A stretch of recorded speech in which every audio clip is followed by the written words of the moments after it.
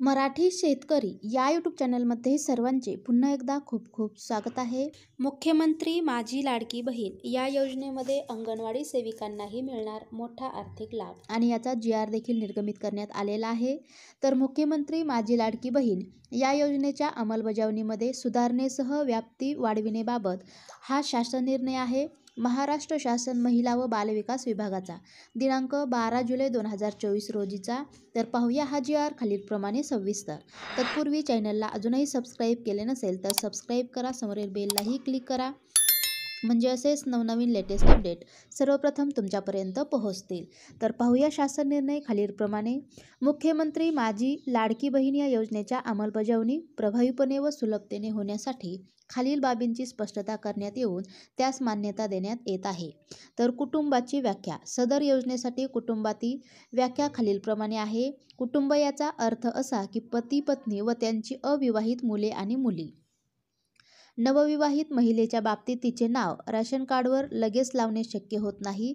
त्यामुळे विवाह नोंदणी प्रमाणपत्र असलेल्या अशा नवविवाहित महिलेच्या पतीचे रेशन कार्ड हे उत्पन्नाचा दाखला म्हणून ग्राह्य धरण्यात यावा. तसेच तालुका वार्ड स्तरीय समितीमार्फत पात्र लाभार्थ्यांची निवड करून लाभार्थ्यांची अंतिम यादी प्रसिद्ध करावी. जिल्हास्तरीय समितीने तालुकास्तरीय समितीवर देखरेख व संनियंत्रण ठेवण्यात यावे.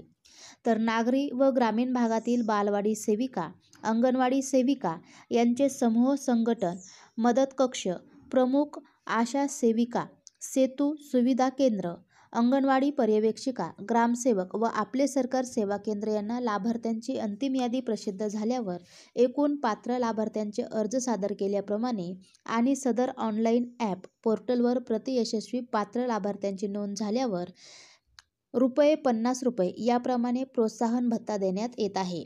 तर सदर शासन निर्णय दिनांक 11/7/2024 रोजीच्या मंत्रिमंडळाच्या बैठकीत घेतलेल्या निर्णयानुसार निर्गमित करण्यात येत आहे. सदर शासन निर्णय महाराष्ट्र शासनाच्या www.maharashtra.government.in या संकेतस्थळावर उपलब्ध करण्यात आला असून त्याचा संकेतांक क्रमांक आहे 202407121401594230 असा आहे. हा शासन निर्णय डिजिटल स्वाक्षरीने साक्षांकित करून काढण्यात येत आहे. महाराष्ट्राचे राज्यपाल यांच्या आदेशानुसार व नावाने.